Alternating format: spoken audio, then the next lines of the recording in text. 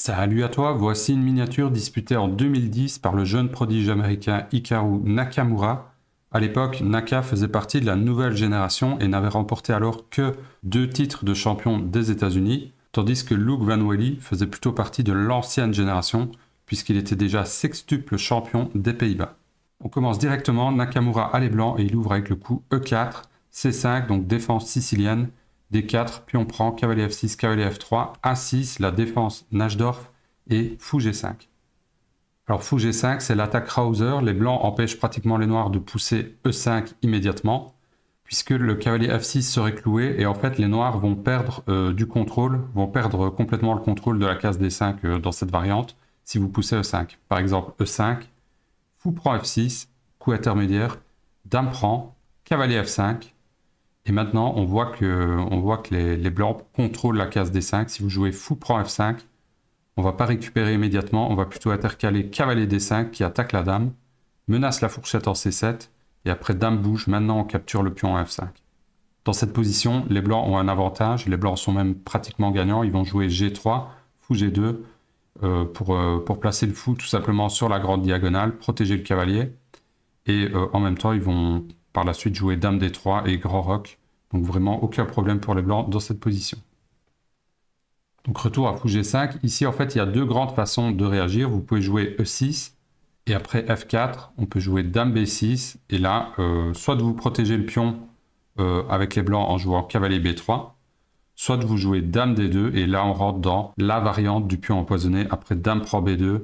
Il y a vraiment une tonne de théories. Cette position elle a été analysée des milliers de fois. Et je ne vais pas rentrer là-dedans tout simplement puisque ce n'est pas la partie. L'autre alternative, c'est ce qui a été joué dans la partie, c'est cavalier B D7.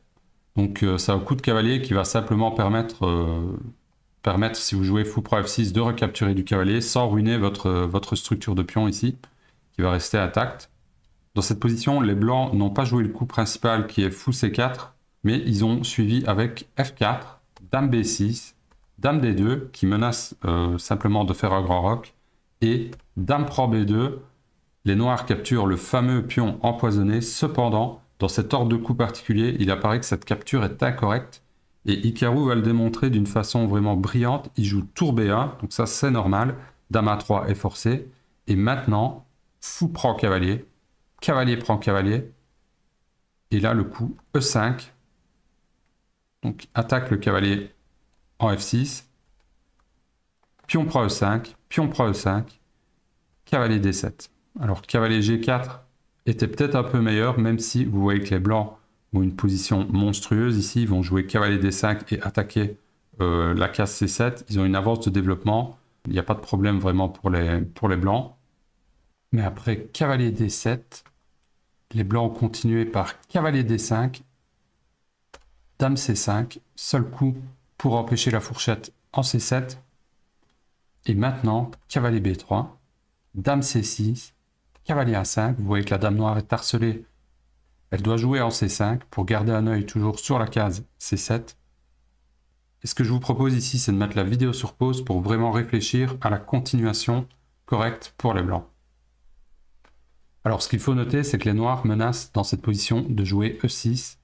Par exemple, si vous jouez fou E2, ben on jouerait E6 qui chasse le cavalier, et après cavalier bouge, il y a cavalier prend E5, et maintenant ce sont les noirs qui sont gagnants. De même, si vous jouez C4, il y a E6, cavalier bouge, et cavalier prend E5. Donc il faut vraiment poursuivre d'une façon énergique avec les blancs, et c'est pour ça que le seul coup vraiment qui se détache de tous les autres, c'est cavalier prend B7. Et ce qu'il faut calculer évidemment, c'est fou prend B7, tour prend B7, menace cavalier C7, tour C8, et maintenant il y a fou prend A6, gagne un pion, mais surtout menace de jouer fou B5, qui va en fait clouer le cavalier hors D7 sur le roi. Avec le roi est en plein centre, les pièces blanches sont toutes développées, les blancs ont partie gagnante ici. Dans la partie, Luke Van Welly a joué dame C6, on a vraiment l'impression de vivre une partie de grand maître contre un amateur. Et là, Nakamura a trouvé un coup extraordinaire. Pour mettre fin à la partie, il a joué tour B6. Très très fort. Vous ne pouvez pas prendre du cavalier. Parce que vous voyez la suite, il y a cavalier F6, échec. Les noirs sont obligés de prendre ce cavalier. Et maintenant, il y a dame D8 qui donne mat. Donc cavalier prend n'est pas possible. La dame ne peut pas bouger. Sinon, il y a cavalier C7, échec et mat. À l'étouffer, très joli aussi. Vraiment magnifique.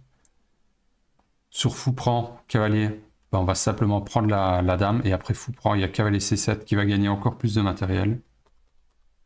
La dame ne peut pas vraiment se donner sur la tour puisqu'il y a cavalier prend dame. Et là, ce qui est comique dans la position, c'est que les noirs ne peuvent toujours pas recapturer les pièces blanches. Si vous jouez fou prend, il y a dame prend mat. Si vous jouez cavalier prend, il y a toujours mat en D8. Donc voilà, magnifique combinaison de Nakamura ici, tour B6. J'espère que cette partie vous a plu. Quant à moi, je vous dis à bientôt pour une prochaine vidéo.